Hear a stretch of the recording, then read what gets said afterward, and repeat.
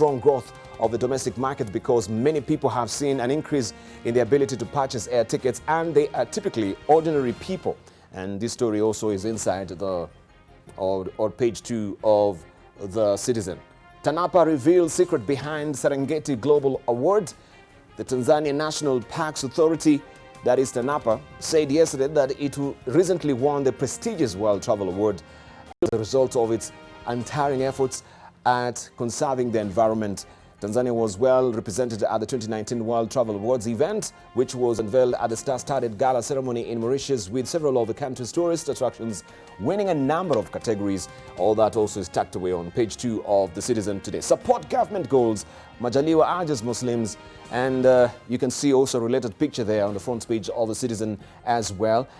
This is actually President Ali Mohammed Shein addressing the Eid Ul-Fitr Baraza in Ugunja, Zanzibar yesterday, when Muslims on the Isle joined their fellow believers elsewhere in Tanzania in marking the end of the holy month of Ramadan. Related pictures also on page 4 of the Citizen this morning. So this is a standalone picture, but you can follow also the story on page 2 and see a related picture to that particular story on the front page of the Citizen this morning. Majaliwa is urging Muslims to support government goals. Let's see what is happening on the front page of Mwananchi. Tuvumiliane is a splash today, and this is an appeal there from Waziri Mkuu Kassim Majaliwa, and he says, tumeona utulivu uliojitokeza katika mwezi mtukufu wa jambo hili limesisitizwa na viongozi wa dini, tuendelee kuwa wamoja, tuimarishe mshikamano na tuvumiliane. All that in the spirit of course, Eid al-Fitr, and you can see also the religious leaders and maybe the clergy in a pious mood yesterday for celebrating Eid al-Fitr. Also still on the front page of Mwananchi, TANAPA watoa siri ya hifadhi ya Serengeti kutoa tuzo. You can follow the story also on page 7 of Mwananchi this morning. Let's continue and see what is happening also in Rwanda. I don't have the Daily Monitor with me. Recently, I don't get a copy as I think the site is a bit corrupted, but I can try and also pick up the Daily Monitor in Uganda to just show you, not in Uganda, but also we try and see what is happening in Rwanda as far as the New Times is concerned. And it says, government wants all businesses to use electronic billing system. In the Chamber of Deputies yesterday, that is a standing committee in the Chamber of Deputies yesterday, began to examine the merits of a new draft law that, once endorsed in its current form, will require all businesses in Rwanda to use electronic billing system. Under the current law on tax procedure, only businesses with an annual turnover of at least 20 million Rwandan francs are obliged to use this kind of billing system. And you can follow the story on page 3 of the New Times. If you're waking up in Rwanda, air pollution, Rwanda marks World Environment Day. And we can see on the front page here is a standalone picture.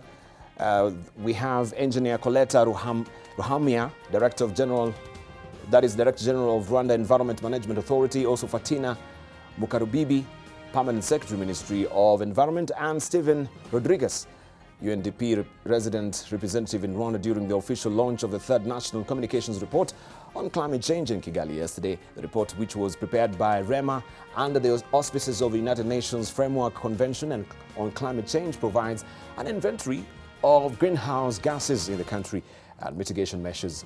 It was unveiled during an event to mark the World Environment Day in Kigali. Follow the story inside the New Times today. Also, the Queen praises the courage and sacrifice of D-Day heroes. Also, we'll give you all the gritty details of this also in today's The New Times. Also, not in the New Times, but in our news bulletin. Also, Sudan crisis, 40 bodies pulled from River Nile. And this is what opposition is saying. Bodies have been pulled from the River Nile in the Sudanese capital, Khartoum, following a violent crackdown on pro-democracy protest. Opposition activists said on Wednesday doctors linked to the opposition said the bodies were among 100 people believed killed since security forces attacked a protest camp on Monday. Reports said A feared paramilitary group was attacking civilians. Sudan ruling Transitional Military Council vowed to investigate. And residents in Khartoum told the BBC they were living in fear as members of the Rapid Support Forces roamed the streets. The paramilitary unit, formerly known as the Janjaweed Militia, gained notoriety in the Darfur conflict in Western Sudan in 2003.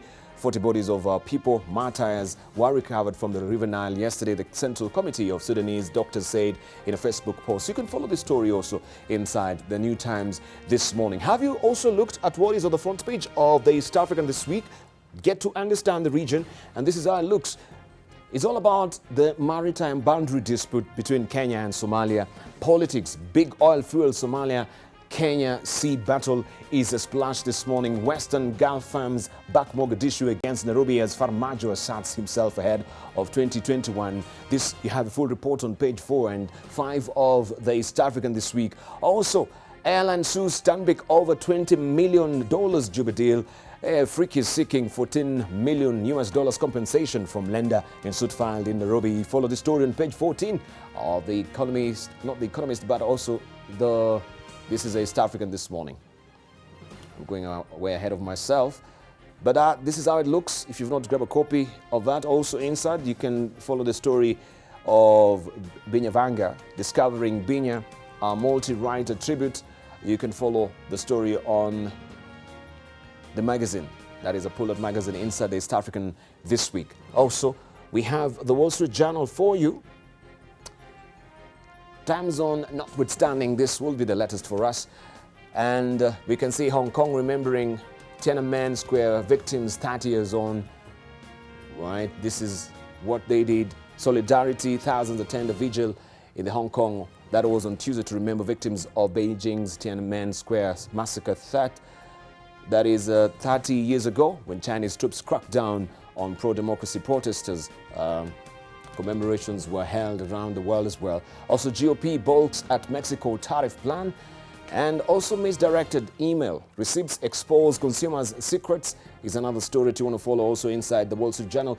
And Fed puts interest rate cut in play as trade tensions rise. Central bank looks at taking action, leading U.S. stocks to climb. Is another story you can follow also inside the Wall Street Journal this week. Editorial cartoons, what will we do without our daily tonics of our cartoonist? And this is just your editorial cartoon this morning. It's all about the handshake legacy and 2022 politics, right? And the eggs are about to hatch, but which one is cracking first, right? I'll leave it for you to decipher. This is what Stano has drawn for us this morning inside the Daily Nation this morning. And in the People Daily, this is what, not really Stano, but Victor in the Daily Nation, this is what Stano has drawn inside the People Daily today. House allowance, CRC, and the legislators pulling apart as far as their compensation, or not really the house allowance, is concerned. And this is a story that also will begin our bulletin this morning as far as SRC and the senators or the legislators are concerned. And we know that the MPs are seeking legal ways of fighting the SRC. If the salaries body maintains that the fight against house allowance for MPs, legislators also aim to punish the judiciary by cutting its budget. Now, if it sides with petitioners who are against the allowance, MPs will be attending an informal meeting or kamukunji slated for this morning as they fight to keep the housing allowance that they have received since April, when a lump sum of 2 million shillings was paid per MP as a backdated figure since August last year. NTV's political affairs reporter Kennedy Mureithi starts us off. The push for more parks for MPs has been a thorny issue for some time now, with Kenyans scrutinizing every attempt made. In April this year, the MPs received a lump sum payment of close to 1 billion shillings, being money for housing allowance that has accrued over a period of 8 months. Broadcast on you. MPs received between 1.5 million shillings and 2 million shillings each. MPs say the housing allowance is an entitlement they are ready to safeguard and entrench in law. We've sacrificed so much. We've let so much, be played around. We've let so much go for the sake of serving the people of Kenya. Homa Bay MP Peter Kaluma says the incessant fight for allowances is informed by the pay and demands they have. For instance, as captured in this payslip, the basic salary for this particular member of parliament for this particular month is 319,500 shillings. There is another figure captured as administrative KNA, which is 213,000 for that particular month. He or she received a sitting allowance of 37,500 shillings, a telephone allowance of 10,000 shillings, and a vehicle fixed cost of 356,525 shillings, which is a constant figure every month. This is before deductions, thus amounting to about 936,525 shillings. Also, those from far-flung areas that are not within the Nairobi metropolitan are entitled to mileage, which is reimbursed as per the trips one makes to their constituency. We have sitting allowance of 5,000 shillings per meeting. If you are lucky to attend the 4 parliamentary sessions we have in a week, you are talking of 5 by 4, which is 20,000. If you are in a committee and you are lucky to have 2 meetings in a week, and then in a month you are talking again about 8. So essentially, assume you get the optimum 60,000 gross. Take 30% out of it. You are making people think there are some allowances we are wrecking, when ultimately it comes to below 40,000. According to MPs who will have a Kamkunji this Thursday, the Salaries and Remuneration Commission is playing politics with the issue of their packs. In an application filed at the courts, SRC argues that MPs cannot receive mortgage and housing allowances at the same time. Barely 5% of members of parliament have taken that mortgage. Why? MPs cannot afford it. MPs cannot afford it. And when I took mine at 20 million, which I'm telling you about, I remained with a pay of 42 shillings. Homa Bay MP Peter Kaluma says the period for an MP to repay their mortgage is based on the period of service, which is 5 years, thus upping the repayment amount.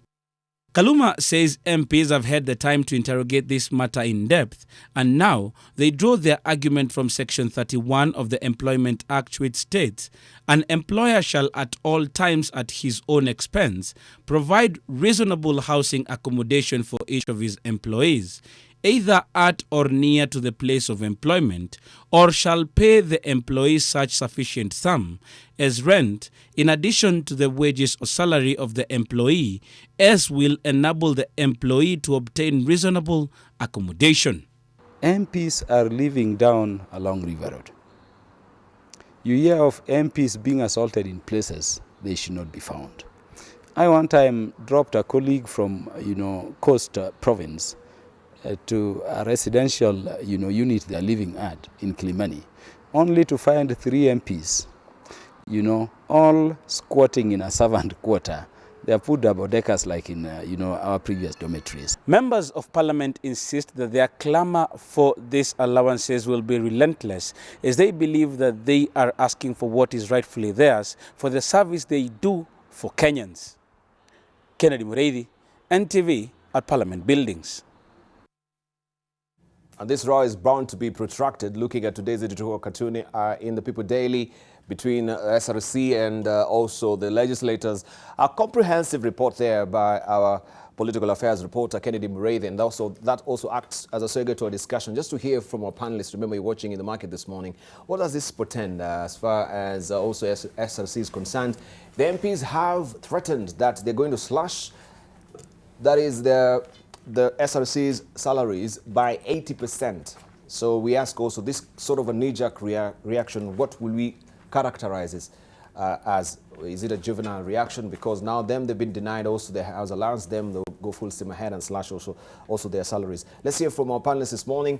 And we have with us this morning the Director General of African Development back. This is Regional Director and Gabriel Negatu. Also we have with us Dr. Gituro Wanaina, who is a lecturer at the University of Nairobi School of Business. Also, we do have with us, that is Sam Nduku, who is an advocate of the High Court. We do have with us as well Dr. Collins Odote, who is an op-ed and I should say a columnist with the Business Daily, and also a lecturer at the University of Nairobi. Good morning. Good morning. First of all, I want to thank you. Happy Eid al-Fitr for them that were actually opening their fast or breaking their fast yesterday. And I'm glad to see you this morning looking lively.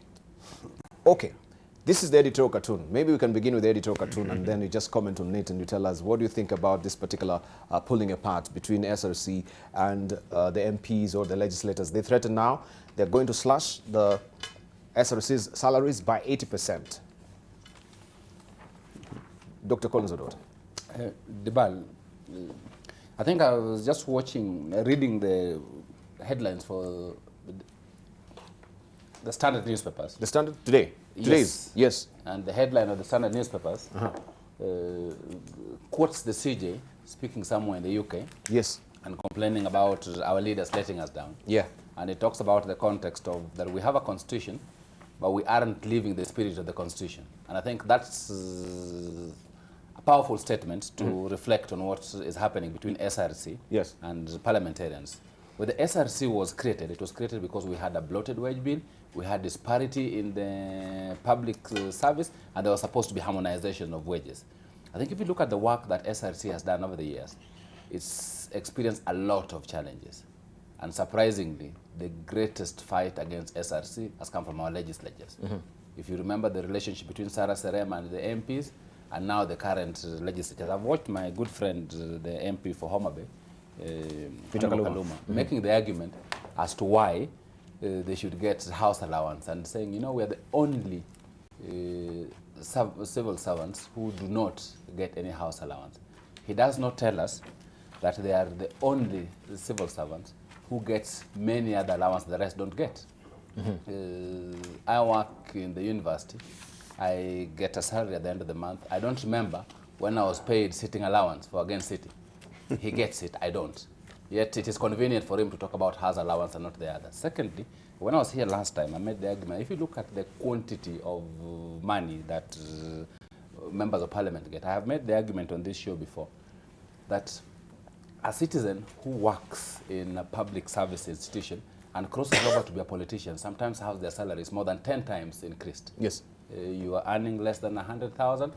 Today, in public service, same qualifications. Tomorrow you become a politician, your gross salary becomes close to $1 million. So I think even as we discuss this thing of house allowance, MPs must realize that they're being honest by half. And so important to be honest completely. Because the reality is that our politicians are still amongst the highest paid in Kenya. The second thing is the justification that they give is, you know, there is huge demands on us by the citizens. That was the justification for the creation of CDF. And the fact that people give demands on them does not justify their huge costs. Thirdly, and my last point, is if you ask Wainaina and you ask Manduku, I am not sure about MD for ADB, that every time you're going to the village, you pass through the bank. And you pass through the bank to get monies in low currencies. Yes. Thankfully, we are not affected by the 1,000 because you don't carry the 1,000. You carry low currency. And you do so because your grandmother, your cousin, your friends, and acquaintances in the village will expect something from you. So the questions they say about expectation from them is legitimate, but it's an expectation for everybody and something that needs to be addressed in a much more fundamental way. So I disagree with Kaluma on the argument that they are the ones who are underpaid and require allowances. My last point is I think MPs are misusing their powers of budgeting. Because anytime they have a disagreement with every public body, the consequence tomorrow is you see a reduction. We have seen that in the when they had a trips to the judiciary. We're now seeing that with the SRC. I think if everybody was allowed to use their powers by the kind of way MPs are trying to do, if everybody is allowed to throw tantrums, we will not have a country. Because then decisions will be made on our own personal and expediency and not on the basis of objectivity. And I think it is wrong to be reducing the amounts of any institution because you disagree with them. That is essentially misuse of power, and that is not constitutional. Right, misuse of power. But what do you make also of their sort of attendant reaction so far as you know, the salaries of the SRC is concerned? They want to slash it by 80%. That's actually my argument. My argument is I think if they had a problem with some of the things of SRC,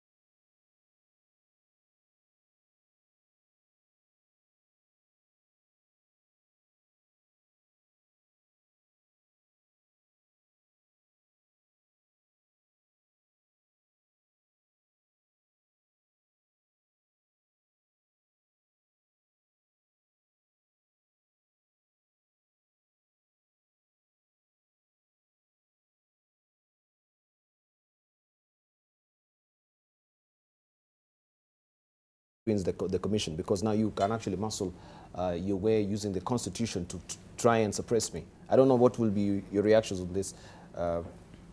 Collins Omote. The constitution has a whole process of checks and balances and tensions between two different constitutional bodies. For me, it's healthy, because that's how you get a balance. So that doesn't worry me.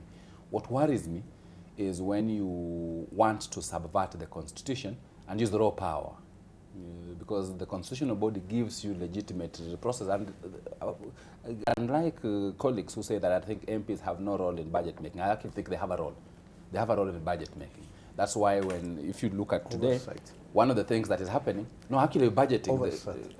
Oversight is one, but in terms of budgeting, the final figures are actually approved by the members of parliament. Yeah, the approval. But Treasury does the figures. But as part of that approval, they can reduce certain figures. Correct. They can. Yeah, That's if you see today's newspapers, one of the things they say is MPs warn of people to tighten their belts. The same thing Dr. Gituru was saying, because of the conversations they've had with the CS Treasury, Rotich.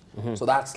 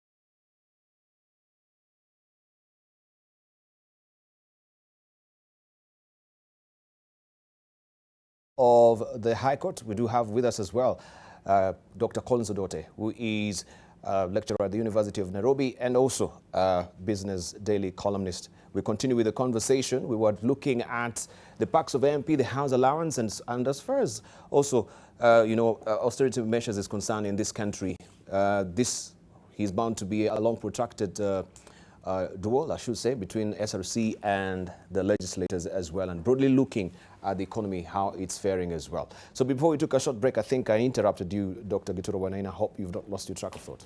Not quite. I think the coffee, is making it doing well. Is the tea? No, I wanted to pick on what Corin said. Corin made a very interesting point, Yes. and I think from my perspective, even in terms of business, the determination of the case is so important. Yeah. Everybody's looking, and Wakiri, you know that. Yeah. I don't know there for years and years. If you go to the Kenya Re, it went to the court in 2005 or 2007 there. It was determined this year.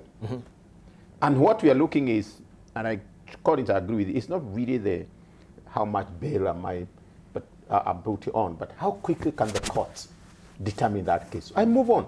Even if I'm the one to pay the penalties or whatever, it has been determined. And any country where business will come in is where you do that very quickly. And I also agree with Stanley here. As much as there's differences in terms of the amount of bail, I think it should not be that huge, 100 million to 10. And I suppose one of the things is we have to find a way of deterring people to get in this bad culture. And I think you're right, it's a culture we have already. And when you look at the courts, I think to me at the end of the day, I think the best court is the Mwananchi. And I remember one time I was in education and did some upward education. And we wanted to know who is the poor person in the village who should get bursary. We threw away the whole process. And we went to the village and asked, does Corin's kids require bursary?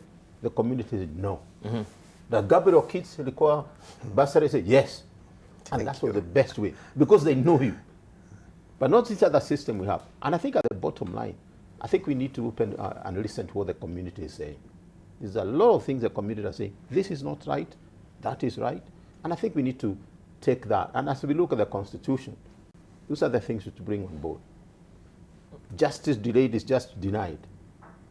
That's the only law I know. That's the only law that you know. We will invite him to come to law school. Eventually. But you know, the community speaks through their elected representatives, so that brings you back to Parliament. And At the end of the day. Yeah. So we can wind up on that unless you have anything that additional that you want to put on it. What I would like to tell Daktari is that your proposal of us going to the people is a good one. But we went to the people, they gave us a constitution. Kenya is a constitutional democracy, representative democracy. The MPs are there. We created institutions.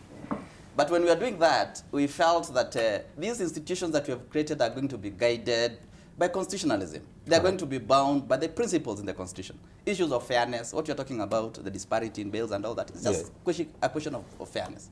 But the problem is that the culture thing, people are still saying, no, I have the power to do this, my power must be felt.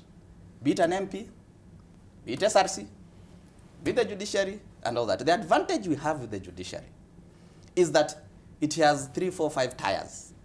So in the event that you're not happy with what is decided at the magistrate's level, you'll be able to go to the next High level. Court. And then High Court, if you're not satisfied, you'll go to the Court of Appeal. That's the advantage that we have, so that you hear that the higher levels of the courts actually supervise and check the lower levels of the court. But the challenge is that by the time we exhaust that particular process, you've really suffered. Correct. That is the challenge that you're having. Yeah. All right. Bankrupt. We have also reactions on Twitter where Prince Bunyoro is saying under the current law, any Kenyan can go to court and file a case of obtaining through deception and fraud. But Kenyan courts any good? The only way to fix this wage bill mess is to get 1 million signatures for a constitutional amendment that limits the highest public wage. All right? Is that a way to go? Also, we have Siagi Johnson said, if only the legislators could use half the energy they are using towards fighting for their personal gains to fight for matters affecting their electorate, Kenya by now could be up there among the developed nations Yeah. of the world. 100%. Very true. Very true. 100%. Also, we have Abdallah Madambo saying, remuneration of all government employees and bodies is a sole reserve of SRC. The legislature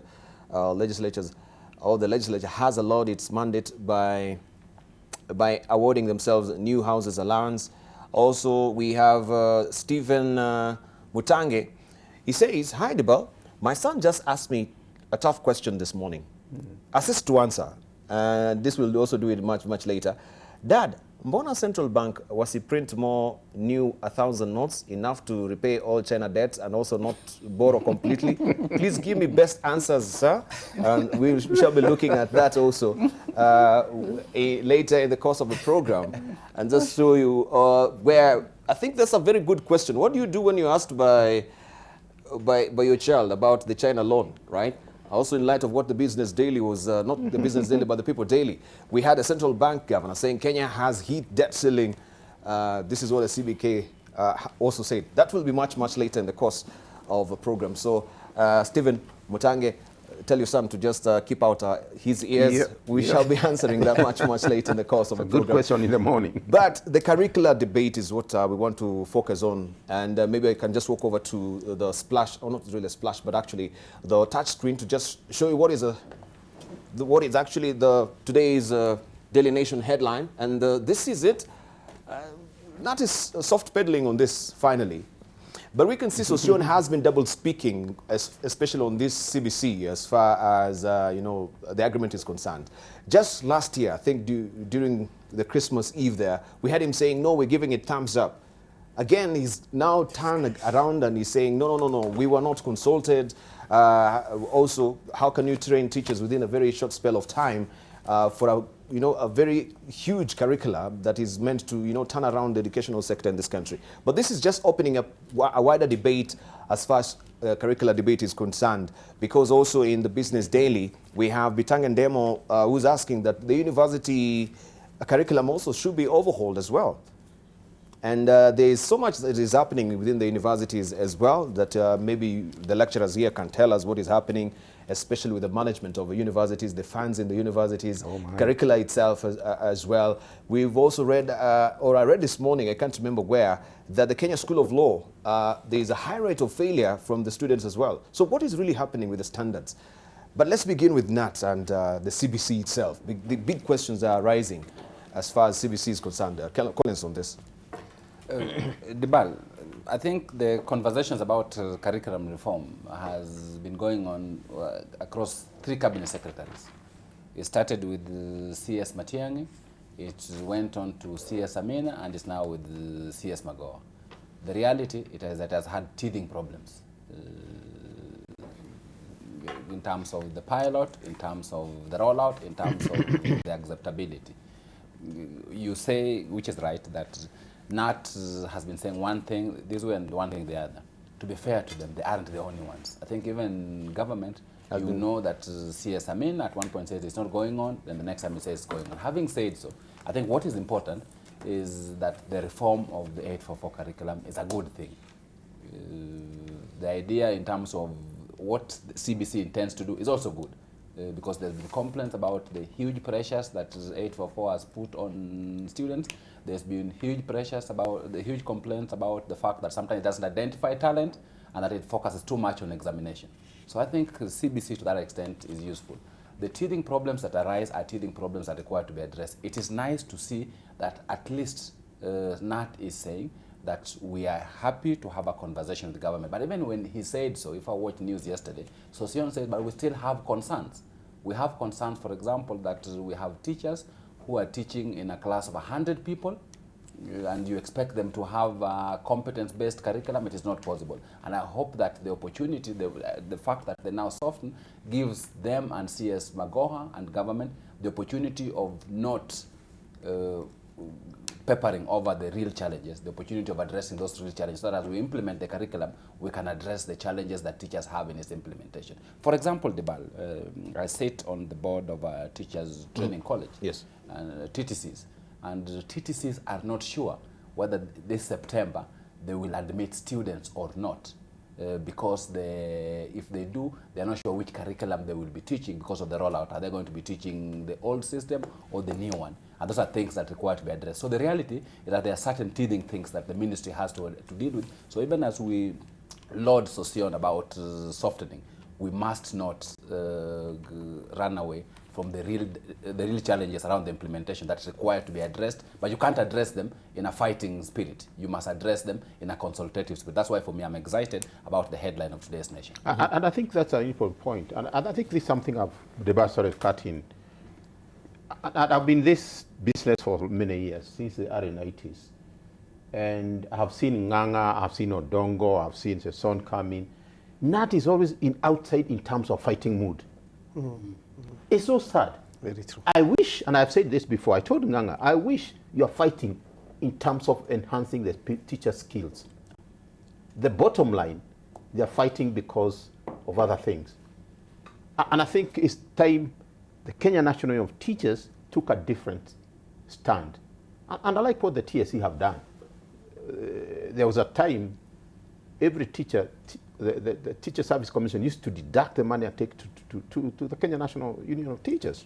Now they're saying, look after it, because they never became a partner in terms of teacher development. See, you can still make your point, but be in part of it. And by the way, I think we have one of the strongest teachers union in the world. I think the first one is in either Netherlands. But you look at how they look at education, it's very different from what we look at. And when you talk about the curriculum, the CBC, you can't wait until you have trained everybody. It's like you're put in the deep end and you find your way out. And I think that's how it should be, in my view. Because it's a good curriculum, but we're also closing our eyes in terms of curriculum delivery.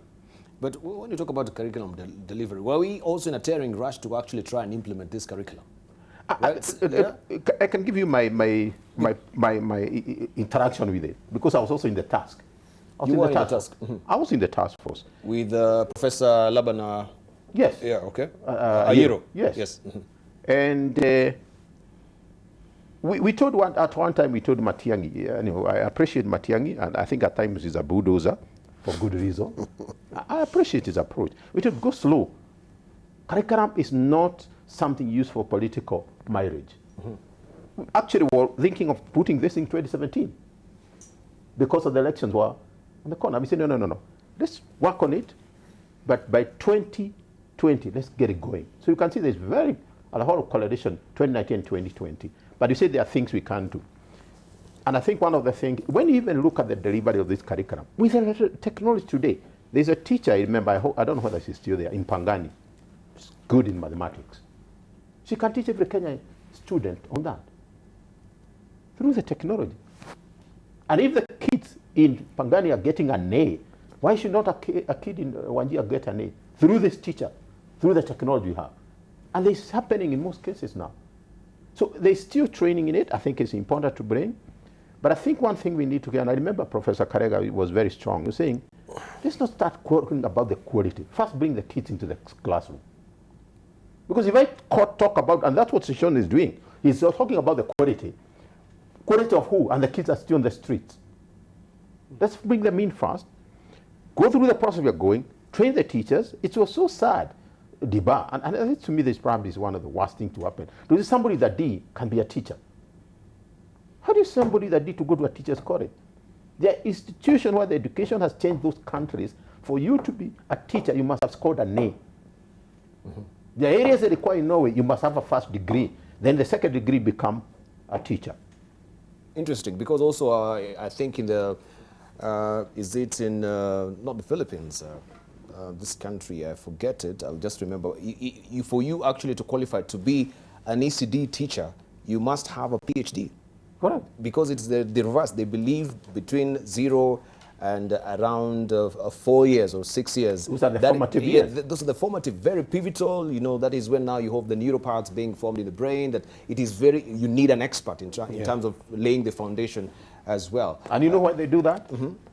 Because that's what turned Singapore to what it is today. So that it's, as a country can say we have a surplus as a country and we'll pay you money as citizens. But you'd have human right. capital. The country is Finland. I remember Finland. Is it Finland or Norway? Yes. Where you become a medical doctor only after you failed the teacher's examination. Yes.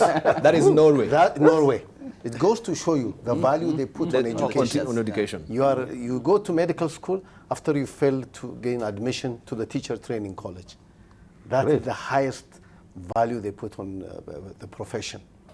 Here, I think we are mostly not, and others seem to be caught up in process. He didn't consult us, what, this, that. The students are never at the heart of the debate. You know, it's always, is it good, is it bad? You know, it's just a process issue. And I think Fred Matiang'i, to his credit, has brought some change. And I think we need to see more of that. I don't have children at that level, but still, reading this from a distance, it's clear that something is ailing. And yet Kenya has some of the best educated minds in this continent, in this region.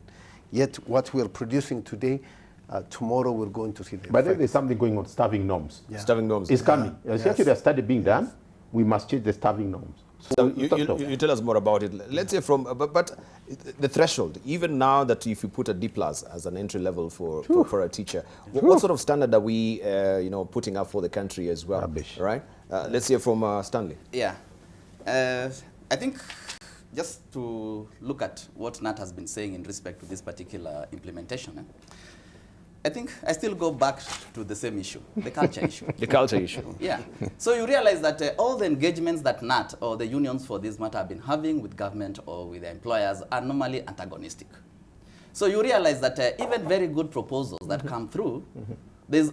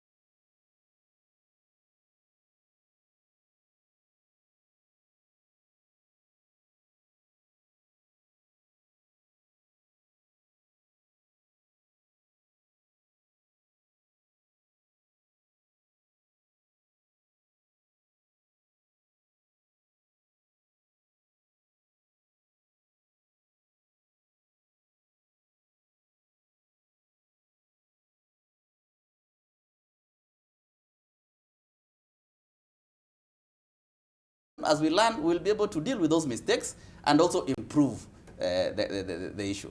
So I think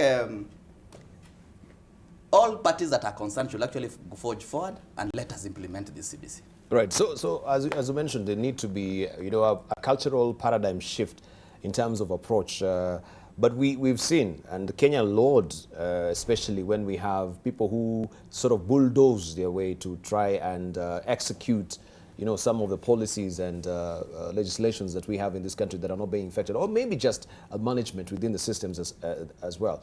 So maybe the approach is from the NAT and the other, advocacy bodies, that you have to be combative, adversarial. And this is what we've learned. So you hail Matiang'i saying, oh, yeah, he's done well to try and turn around the education sector. But people are saying also the sort of approach is foot on the neck kind of management that also, sort of foster that environment of adversarial, sort of combative approach. But the truth of the matter is this. Yes, get the job we done. must have what I call the critical minimum effort. You must have that push. Yeah? The moment you leave everything for discussion, laissez-faire Absolutely, approach, nothing Wakili. will move. Absolutely. You need someone who will be able to jumpstart the process, move it up, And I'm then happy, we... happy you Let's brought say your for, Wakili let's say today. for Moderator will come. Yeah, I yeah. actually disagree with Stanley. I think My discussions. classmate, eh? I think I think discussions are important. So if when we reach a stage where we say let's ignore discussions because we focus on results, we will miss one of the fundamental things of the Constitution. So we must always ensure that those of us in charge of implementing any policy realize that democracy requires you to listen and to carry people along. Having said so, I think the part where Manduku is right is we have sometimes subverted the real intention of consultation to mean that consultation is the end result. Consultation is supposed to be a means to an end. So we need to find a balance between ensuring we deliver, but also ensuring we deliver in the right way. I say so because for me, in this current conversation, not having software in its stand, government in its part must also give them the open arm so that there is carrying people. At the end of the day, however good the policy is, if you don't carry your citizens along, you will have unnecessary bottlenecks. But the citizens being carried along must realize that when you're being consulted, you are not the final decision maker. So don't take consultation to be that the entire, because sometimes we turn this country where consultation becomes the end. That at the end of the day, you ask somebody, how many chapatis did you make? And somebody said, we had 3 meetings for consultation. The question somebody is asking is, how many chapatis did you eventually make? That's the critical thing. I just want to clarify one thing. I'm not saying that we don't need to discuss, but we should not discuss forever. Forever. Thank you. The discussions will keep on coming at various stages. Correct. Already by the time the decision to move to the CBC was made, there were discussions. A time has come whereby we are supposed to implement. And even as we implement, the discussions will be going on. And there will be challenges. I agree with my classmate here that indeed it is important for people to discuss, but those discussions should not be the end. The discussion should be facilitative as we implement. Agree. Okay, fantastic. Yeah. Agreement. There's a term you were using that it went way over my head. What was that term? Before I interrupted you. Some statistics or some research? Norm. Some norm, yeah. What was that norm? Starving norm. Oh, starving norm. Okay. Starving norms. Tell me about the starving norm. I wish I had my notebook here. I'm learning. If you look at the current starving norms in Dan, we are using is 2005. And if you look at the basic education, you look what is starving norm, first of all? let me explain. Please, yeah. If you look at basic education, you look at secondary and you look primary. Primary, we use PTR, pupil-teacher ratio. How many students should a teacher handle?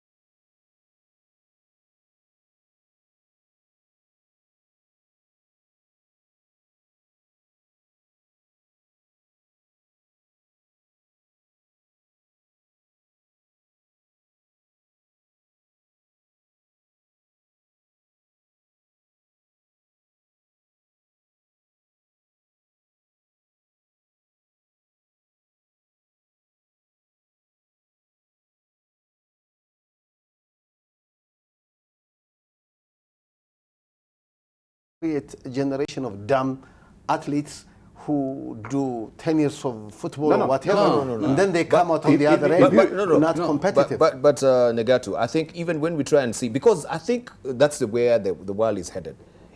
Because in the next 10, 20 good years, every one of you will be holding a PhD.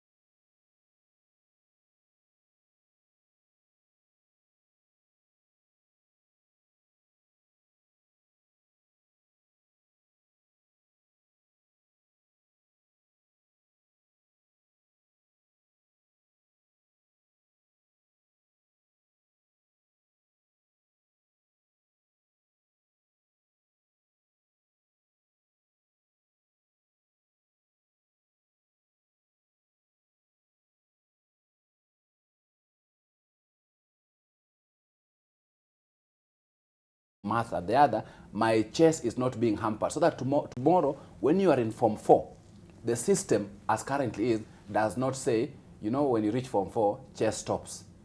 Because there's an exam coming. It's recognizing that chess is also part of your formation. And that for me is my understanding, and it's a useful thing. Thank you. Professor, you want to Yes, say something? I want two quick ones. I think it's important that allow somebody who is around.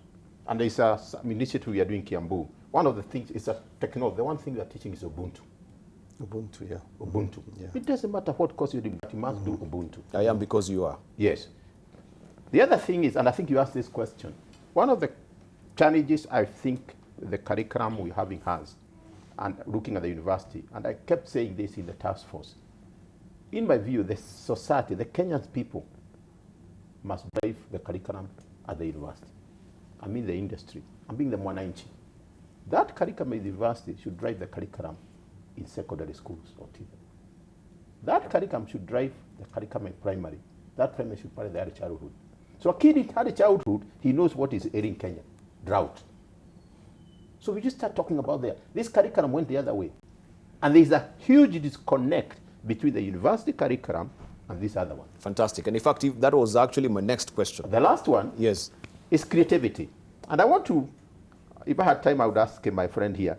There's a kid asked in question 4, 8 marks. List 4 advantages of breast milk. You know what the kid said? 1, no need to boil it. Second, Which is true. cannot be stored. Which is true. True. Yeah. Third one, available when needed. Which is true. True. I'm not going to say the fourth one. We'll share that advantage for that. Why can't you say the fourth one? So the kid got 0 out of it. He got 0. You know, that's killing creativity. Yeah. The kid is right, but the teacher wanted the nutritional Value aspect. of it. Yes. The kid is right. They cannot be stored. So this is creativity we are trying to get into. Nurture the creativity. Yeah, yeah. You know, It cannot be boiled. that kid will take any time. I'll be by Available on demand, you know. Interesting. Yes. So the interface that I wanted to ask you, yes, we prepare our students from lower primary, also secondary, but when it comes to university, There's a disconnect. there's a disconnect. We need an entire overhaul also from the universities for the longest time ever. Professor, you've been teaching with the same curricula. And so He likes the word overhaul. He likes the word overhaul. the overhaul. It's a high time that we overhaul the system in its entirety, right? What do you think? It's not just curriculum, even the pedagogy. Colin could state on that. Debarl, the yes, pedagogy. you know, if we are speaking about